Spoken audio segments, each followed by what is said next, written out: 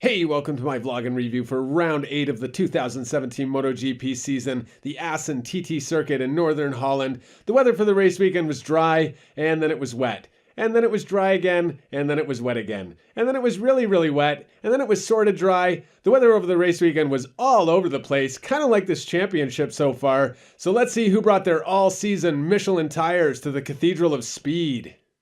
Starting with the biggest championship movers, a DNF for Maverick Vinales tweaks the front end coming onto the main straight and takes a tumble in the tulips.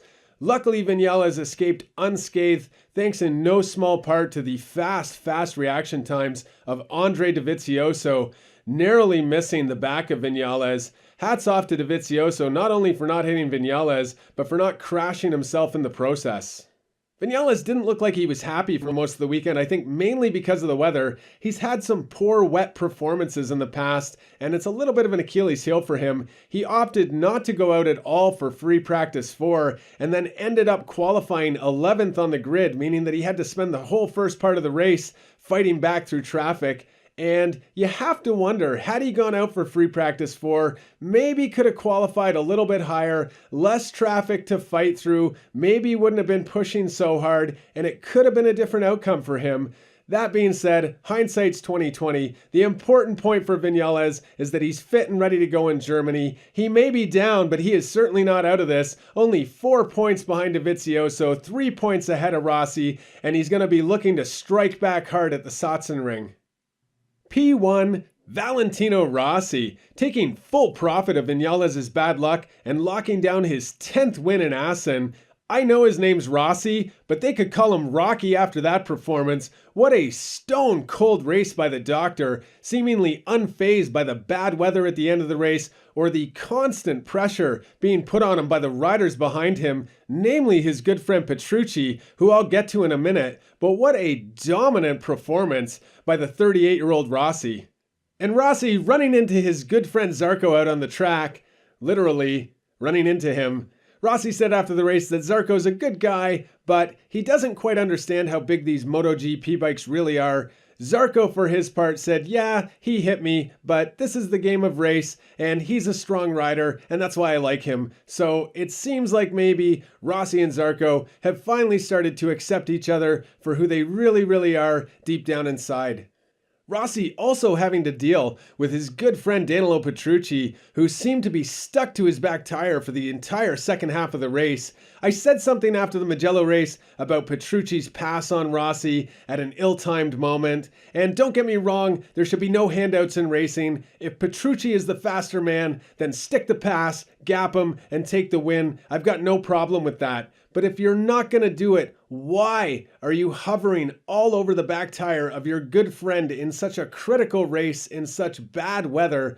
And I kind of feel like Rossi felt the same way. If you watch after the race when they get to the top of the stairs, it seems like maybe Rossi giving Petrucci the gears a little bit about why he made it so hard on him to win such an important race.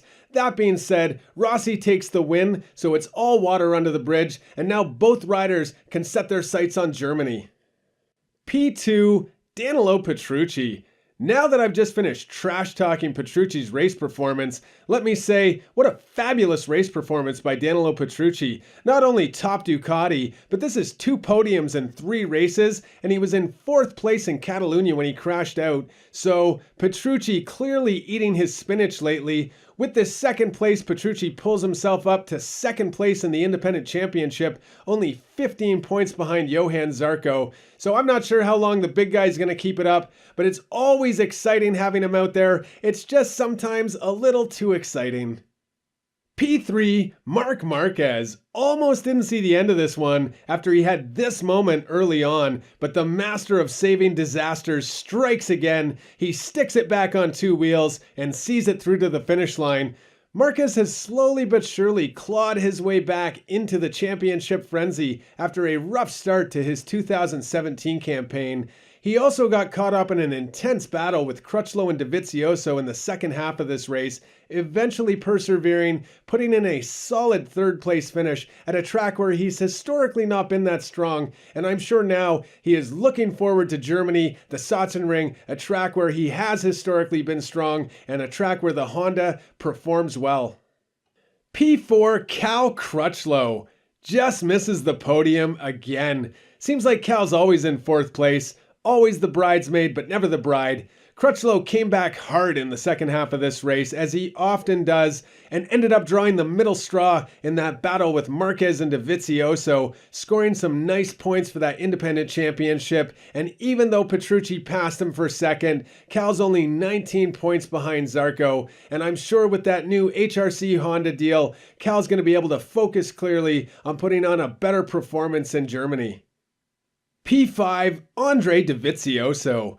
After winning the last two races, Dovizioso settles for fifth after he loses out in his battle with Marquez and Crutchlow, but I'm sure he will be consoled by the fact that he now leads the MotoGP championship after Vinales' early exit. The real question is, how long will he lead it for? I have a feeling once they get into Germany, it's a short, tight, twisty little track with not a lot of long straights where the Ducati really shines, so I'm not sure if he's going to be able to hold on to it going into the summer break, but he has it for now after a strong, consistent first half of the season.